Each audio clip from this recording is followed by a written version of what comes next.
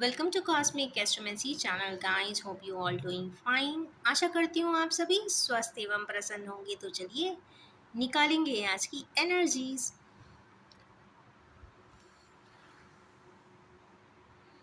तो आज मैं डेली एनर्जीज की रीडिंग कर रही हूँ। एक वन एक्सेप्शनल इंटेंशन इसमें और डाला है मैंने, बिकॉज लास्ट इवनिंग मुझे ऐसा लग रहा था कि मुझे एक रीडिंग बनानी चाहिए। किस लिए बनानी चाहिए, क्यों बनानी चाहिए, मैं नहीं जानती, पर मुझे ऐसा लगा कि मेरे किसी व्यूअर्स के कुछ प्रश्न हैं जो आंसर्स मुझे देने चाहिए।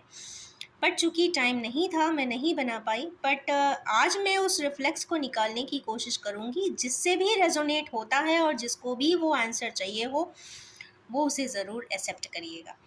तो किन्हीं व्यूअर के लिए ये स्पेशल मैसेज है। आई डोंट नो वो कौन है, बट यस, क्योंकि ये टेम्पटेशन मुझे कल से है कि मुझे एक रीडिंग बनानी है। क्यों बनानी है, किस लिए बनानी है, आई डोंट नो, बट दो I am adding it in the intention of today's daily energy. तो एज यूजुअल निकालेंगे 6+1 7 कार्ड्स,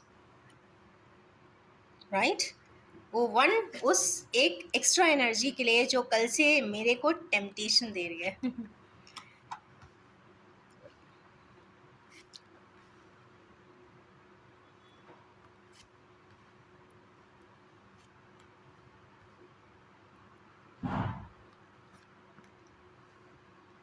ओके, शायद वो यही एनर्जी थी। Let me check it.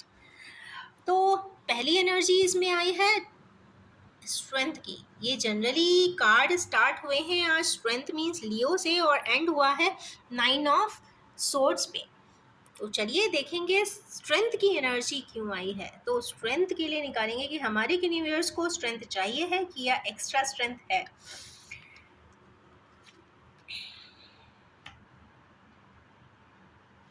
Okay, हमारे यूनिवर्स को ऐसी जगह के लिए स्ट्रेंथ चाहिए है जहाँ से हमारे यूनिवर्स कभी हट कर चले गए थे, रिमूव कर दिया था, एक्सट्रिकेट कर दिया था, डैमेज कर दिया था।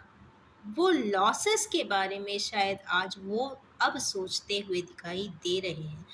तो हमारे यूनिवर्स को वो स्ट्रेंथ चाहिए कि जिस भी वजह से, जिस भी सिनेरियो के वजह से वो लॉसेस किसी और की ज़िंदगी में हुए थे, आज उसकी गणना उनके सामने आई है, या तो आई है, नहीं तो आने वाली है, या तो हमारे व्यूअर्स को इतनी स्ट्रेंथ रखनी चाहिए कि उसको देख सकें। कई बार ऐसे सिचुएशंस होते हैं, कई बार आप ऐसे डिसीजंस भी लेते हैं और आगे की तरफ चले जाते हैं, पर जब कहीं ना कहीं वो दोबारा से साइकिल बैक, वो एनर्जीज होती हैं, वो बताती हैं कि जहाँ से आप हटे थे, जहाँ से आप चले गए थे, जब वो लॉसेस देखते हैं, सुनते हैं, समझते हैं लोगों से, तो आपको लगता है कि वो डिसीजन सही नहीं था। कुछ ना कुछ वहाँ पे और कुछ किया जा सकता था, पर वो स्टेप उठाना शायद सही नहीं था। तो उसके लिए कुछ एनर्जी गैदर करना चाहते हैं। तो यस, अभी ओरेकल से फाइनल एंड देखेंगे कि क्या करना चाहिए and what will be the outcome. Next card आया है as usual. I think there are certain cards जो ऑटोमेटिकली रिपीट हुए हैं। तो सेकेंड जो कार्ड है 10 ऑफ वैंस का है। तो हमारे यूनिवर्स इस वक्त बहुत ज़्यादा रिस्पॉन्सिबिलिटी में है, बहुत भरसक प्रयास भी कर रहे हैं अपनी जवाबदारियों को कंप्लीट करने के लिए। अपनी जवाबदारियों से भागना भी नहीं चाहते, सब कुछ कर देना चाहते हैं, सब कुछ लोगों के लिए कर देना चाहते हैं, क्योंकि इस पर्सन के लिए खुद के लिए कोई एलिमेंट नहीं है। इसका मतलब है आज के दिन, ये आज के समय में या आज के सिचुएशन में ये दूसरों के लिए सब कुछ कर रहे हैं। दूसरों के लिए सब कुछ या तो कभी किया था, दूसरों की खुशियों के लिए सब कुछ किया था, कर रहे हैं, और आज भी उसी के भरसक प्रयास में है। तो चलिए और निकालेंगे इसके लिए सपोर्टिंग कार्ड। और ये यहाँ पे थोड़ी सी इमेच्योर एनर्जी है, पेंटिकल्स की है या फिर वैल्यूएबल एसेट की है। तो इस पर्सन के पास कोई वैल्यूएबल एसेट ज़रूर है। एक ऐसा प्रॉपर्टी हो सकती है, फिनेंस हो सकता है, एफडी हो सकती है भाई, या फिर हो सकता है उनका एक पर्सनल एक फ्रंट है जो काफ़ी वैल्यूएबल है, उसको वो अप्रिशिएट करते। कहते हैं ना, कॉइन्स आपके पास पड़े होते हैं, उसमें से आप एक कॉइन निकाल के देख रहे हैं, या ये भी हो सकता है बहुत सारे कॉइन्स में से कोई एक फेवरेट कॉइन होता है, निकाल के देखते हैं कि ये मेरा सबसे प्रेशियस कॉइन है। तो कुछ इस प्रकार की स्थिति है हमारे किन्हीं व्यूअर्स, ये काफ़ी शिफ्ट देख रहे हैं। एक पेज है और एक यहाँ पे मैच्योर्ड मैन है। एक पेज के पास एक पेंटिकल्स था। ओके, ये भी हो सकता है कि एक पर्सन के पास एक वैल्यूएबल कोई एसेट था जिसको उसने किसी पर्सन या किसी की खुशी के लिए छोड़ दिया, हटा दिया, फेंक दिया, और अब वो सारी जवाबदारियां दूसरों की खुशियों के लिए ही यहाँ पे उठाते हुए दिखाई दे रहे हैं। ये भी हो सकता है। इसके दो एस्पेक्ट हैं, जिसके ऊपर जैसा अप्लाई करे वो वैसा समझ सकता है। नेक्स्ट इधर आई है एम्प्रेस। एम्प्रेस के बिना तो रीडिंग ही अधूरी है। तो एम्प्रेस यहाँ पे बहुत लॉयल हैं, बहुत प्रोटेक्टेड हैं, वही करती हैं जो मन करता है। मन ओरिएंटेड पर्सन यहाँ पे दिखाई दे रहे हैं। वेरी गुड, आज तो दिन डबल डबल बन गया भाई। सन की एनर्जी आई है और यहाँ पे एम्प्रेस की बात हो रही है। दोनों ही को कोऑर्डिनेशन में है, बॉन्ड में है। और चूंकि सन की एनर्जी आ जाती है तो अगर कोई एम्प्रेस को कोई प्रॉब्लम भी है तो वो भी हट जाएगी, ख़त्म हो जाएगी, क्योंकि ये कार्ड अपने आप में इतना वाइटल होता है कि ये 3 जनरेशन्स को एक साथ ही डिनोट कर देता है, प्रेजेंट, पास्ट एंड फ्यूचर। और सन की एनर्जी हर दिन हर इंसान को मिलती है, तो ये भी मान लीजिए कि सारे डिप्रेशन या डिप्रेसिव थॉट तुरंत ही चले जाने वाले हैं। 3 जनरेशन्स की बात हो रही है, मीन्स पास्ट के एक्शन भी है, प्रेजेंट की एंथुजियाज्म भी है और फ्यूचर की प्लानिंग भी है।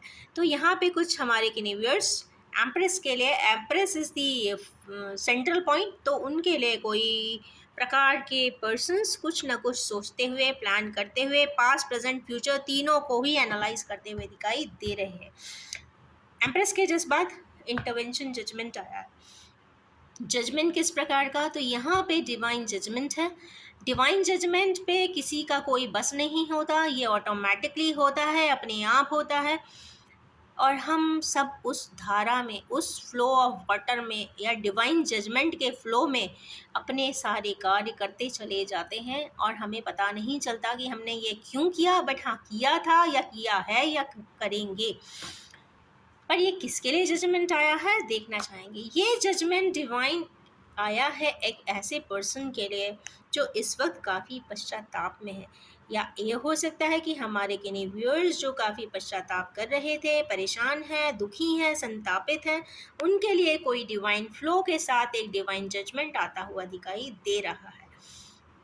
एक ऐसा पर्सन जब रिग्रेट करता है, वो भी 5 की एनर्जी में, 5 ऑफ कप्स, तो वो डिसअपॉइंटमेंट शो करता है, कहीं ना कहीं रिग्रेट शो करता है। शो किस चीज़ के लिए करेगा? इंसान रिग्रेट तभी करेगा जब उसे लगता है कि उससे कुछ गलत हुआ है जो उसे नहीं करना चाहिए।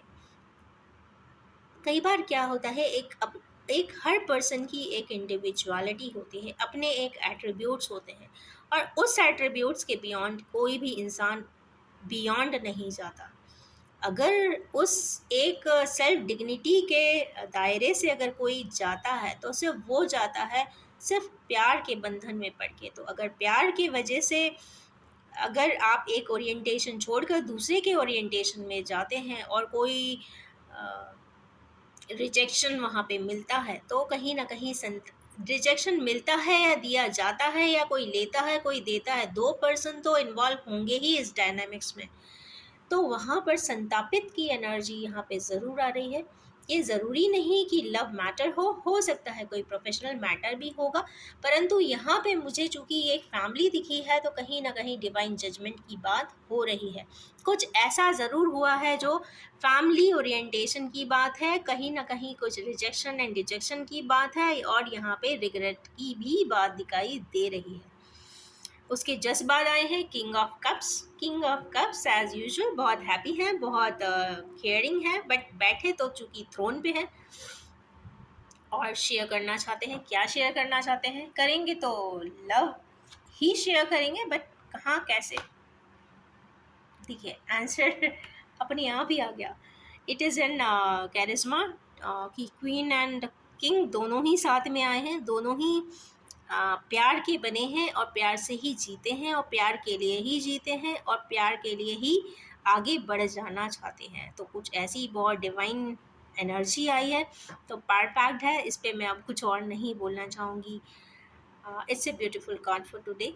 एंड नेक्स्ट आया है किंग ऑफ पेंटिकल्स। यहाँ पे ऐसा भी हो सकता है कि हमारे किन्हीं व्यूअर्स थ्रोन पे हैं, उनकी अपनी एक लिमिटेशन हो सकती है, उनके पास सब कुछ है, पैसा है, दौलत है, गाड़ियाँ हैं, प्रॉपर्टी है, एफडीज हैं, इंडस्ट्रीज हैं, कंपनीज हैं, कुछ भी जो भी उनने चाहा होगा वो सब है। पर देखते हैं आगे का कार्ड क्या कहता है। कुछ है बचा जो ले, एक चीज़ जो लेना है वो भी आएगी ज़रूर, कुछ ऐसा दिखाई देता है, क्योंकि यहाँ पे एक इनिशिएटिव की बात हो रही है।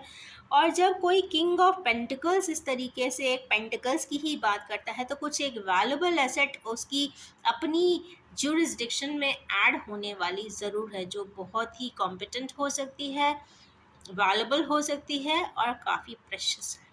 तो ये तो हमारी डेली रीडिंग हो गई। और ये एक टेम्पटेशन की रीडिंग जो मैं कल से मुझे बहुत ज़्यादा फोर्स हो रहा था, though I was sitting in the office, I couldn't come and make the reading. But यहाँ पे मुझे ये लगता है कि ये रीडिंग मुझे कल से ही बोल रही है कि मुझे आंसर चाहिए। क्यों चाहिए, किसको चाहिए, I don't know, but yes, ऐसा कोई पर्सन ज़रूर है जो बहुत ही ज़्यादा दुखी है, उसको आगे का रास्ता नहीं दिखता। कहीं ना कहीं रातों में जब उठ के इंसान बैठ जाता है, इसका मतलब है आसपास कोई नहीं है, कोई उसको ना बता सकता है, ना कोई आगे का डायरेक्शन दे सकता है, कोई एडवाइस मिलती है अच्छी या गलत, पर ये समझ नहीं पाता है। जो भी है ये अकेला है या अकेली है। कुछ इस प्रकार की एक डिफिकल्ट सी एनर्जीज आज यहाँ पे दिख रही है। चलिए निकालेंगे इसके लिए एक कार्ड, जरूरत पड़ी तो इसके लिए और कार्ड भी निकालेंगे। अगेन यहाँ पे आया है नाइट ऑफ कप्स। एक ऐसी बैकग्राउंड इंफॉर्मेशन ज़रूर दिखाई देती है किन्हीं मेंबर्स की इमेच्योर्ड एनर्जी है। लव थोड़ी सी इमेच्योर्ड है, थोड़ी सी मनमानी करने वाली भी है, थोड़ी सी शेयरिंग भी करने वाली है। कुछ इस प्रकार की एनर्जी है। चूंकि ये बैकग्राउंड एंड बैकड्रॉप इंफॉर्मेशन है, थोड़ा सा मैं और कार्ड निकालूंगी इसके लिए। I will take two more. One. Okay. अब इसमें 3 कार्ड्स आए हैं। एक ऐसा पर्सन है जिन्होंने थोड़ा सा मनमानी किया हो सकता है, जो मर्जी आई है वो किया हो सकता है। सेकेंड कार्ड इसमें है कि एक ऐसा पर्सन है जिसको भगवान ने कोई दूसरा कभी ऑफर किया होगा। 3 के साथ +1 मीन्स ऑफर्स आए होंगे, लव के हो सकते हैं, मैरिज के हो सकते हैं, और इन्होंने ही किसी हैप्पी मैरिज का एक ड्रीम देखा होगा और जैसा करना चाहते रहे होंगे वो किया होगा, परंतु आज की डेट में वो इस सिचुएशन में पहुंच गए। इसका मतलब है कि हमारे किन्हीं व्यूअर्स को जहाँ पे मैरिज या तो की है या करना चाहते हैं, वहाँ पे कुछ ट्रबल इरप्शन ज़रूर दिख रहे हैं। और आगे का जो दिखता है वो काफ़ी मेलाकोलिया एंड डिप्रेशन की एनर्जीज इसमें दिखाई दे रही है। ये रीडिंग के लिए चले मैं ओरेकल से इसके आउटकम ज़रूर निकालूंगी। So stay intact. एक बात और इसमें देखने वाली बात है कि बॉटम ऑफ द डेक यहाँ पे मैजिशियन का कार्ड आया है। तो मैजिशियन का कार्ड आ जाने से इन पर्सन की कुछ या तो प्रॉब्लम एलिवेट होने वाली है, हट जाने वाली है, या फिर खत्म हो जाने वाली है।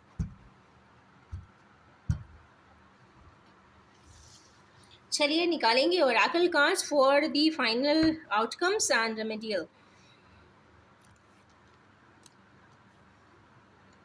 Let me draw first, then we will speak on it.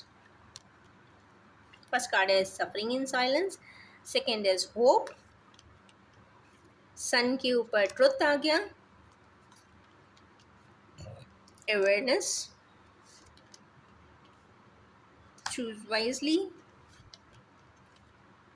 Wisdom,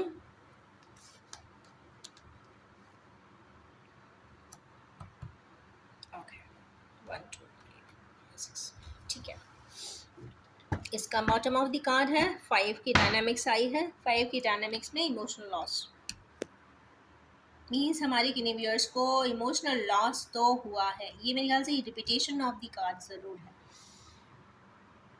तो सबसे पहला कार्ड आया है सफरिंग इन साइलेंस। तो ऐसे किसी पर्सन्स जिन्होंने किसी चीज़ को विड्रॉ करके कहीं गए थे, छोड़ के कहीं गए थे, जवाबदारियों से छोड़ सकते हैं, बिजनेस को छोड़ के बंद किया हो सकता है, प्रॉपर्टी को छोड़ के गए हो सकते हैं,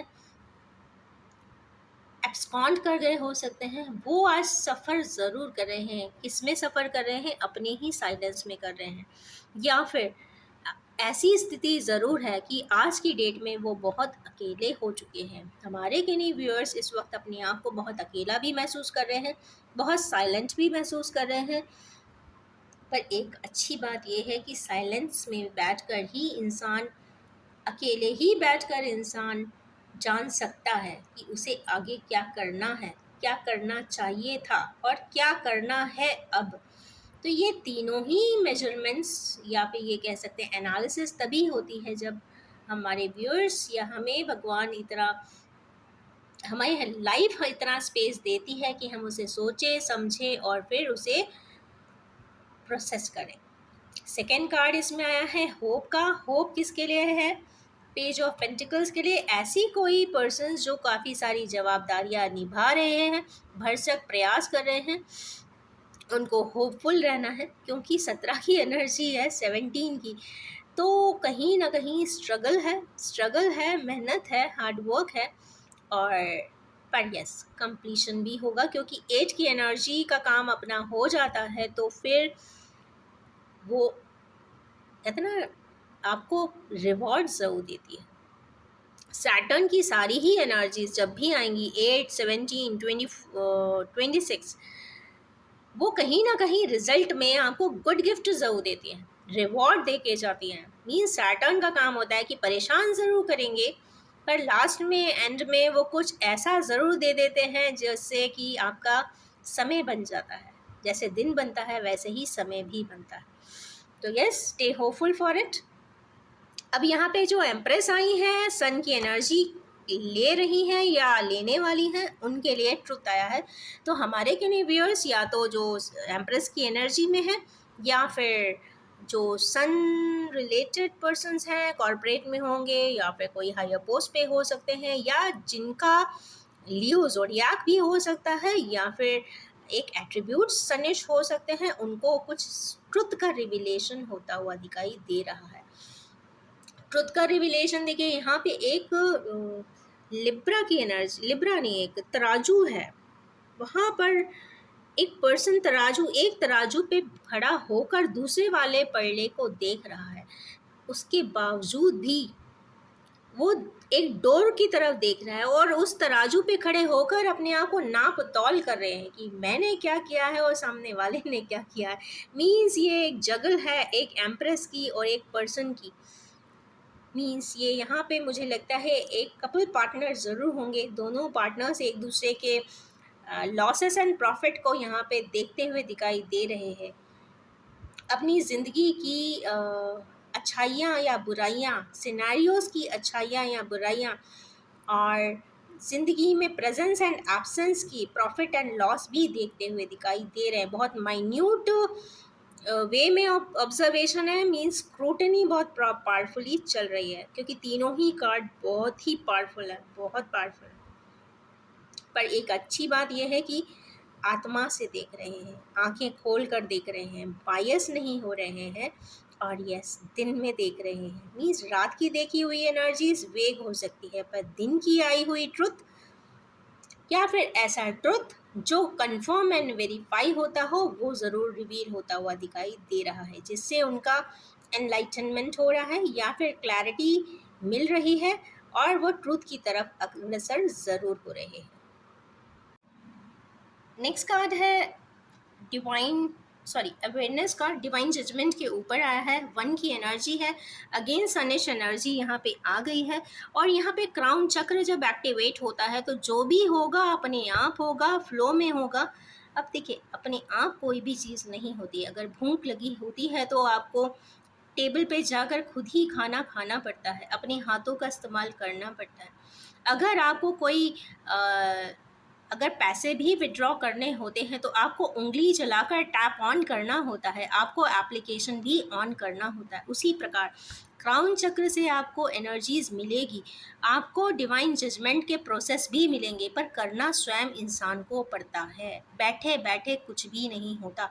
अगर हम सोचें कि भगवान अगर किस्मत में है तो ये मेरे सामने आ जाए, तो वो फ्लो में चीज़ें हो जाती है, बट आप बैठे रह जाते हैं। बट यहाँ पे अगर आपकी किस्मत में अगर ऊपर वाला बार बार कोई चीज़ ट्रिगर करता है, तो इसका मतलब होता है कि वो प्रोसेस को में आपको सम्मिलित होना है, और वो गाइड वे मिलती है और आप अपना प्रोसेस पूरा कर जाते हैं। तो यहाँ पे करने की ज़रूरत है, अपने हाथों से कुछ कार्य, कुछ डिवाइन जजमेंट का एक्सेप्टेंस देना बहुत यहाँ पे ज़रूरी दिखाई देता है। और ये भी एक चीज़ हो सकती है कि जो पश्चाताप हमारे किन्हीं व्यूअर्स कर रहे हैं, रिग्रेट कर रहे हैं, उनको उस जगह से भी हट जाना चाहिए।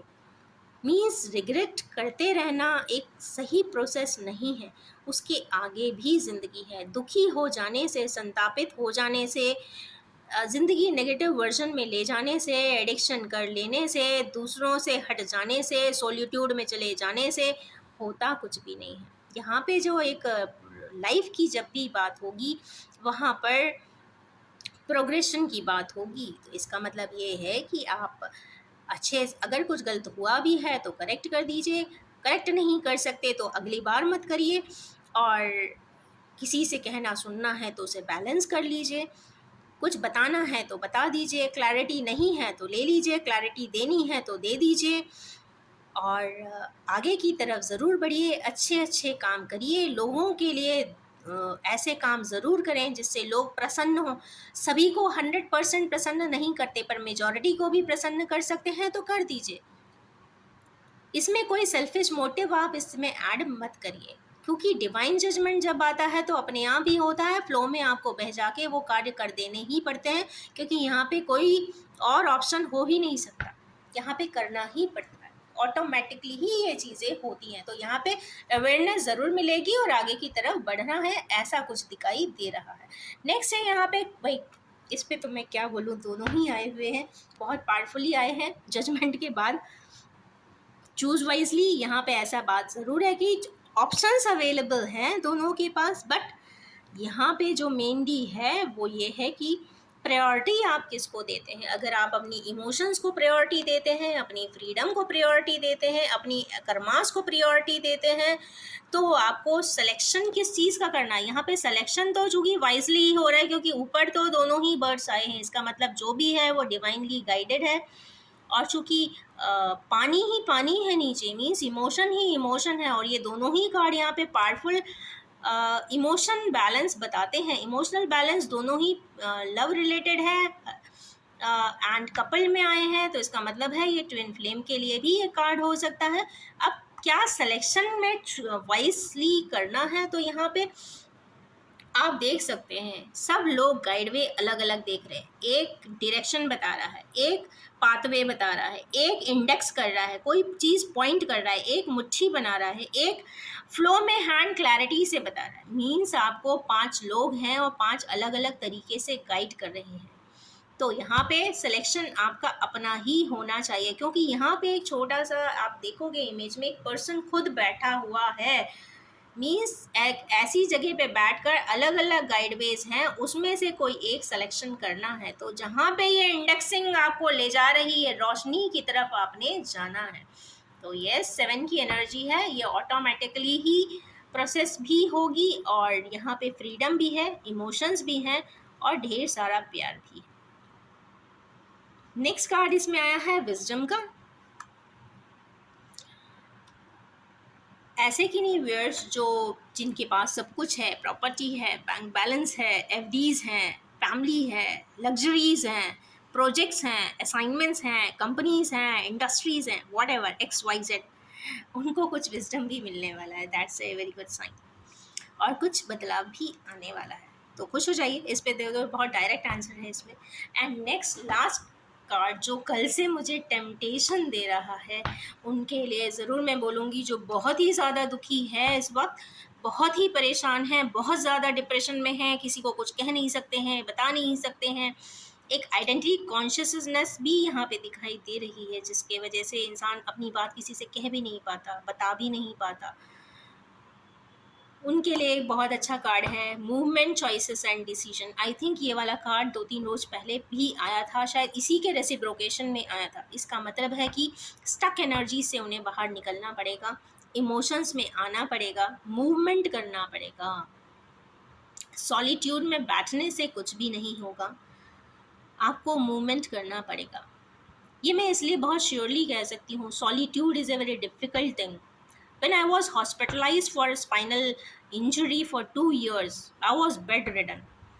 तब मैंने देखा कि जब आप मूवमेंट नहीं करते हो तो लाइफ एकदम स्टक हो जाती है। तो स्टकनेस से हटिए, मूवमेंट ज़रूर शो करिए, जितना भी कर सकते हैं अपनी कैपेबिलिटीज़ के हिसाब से मूवमेंट करिए।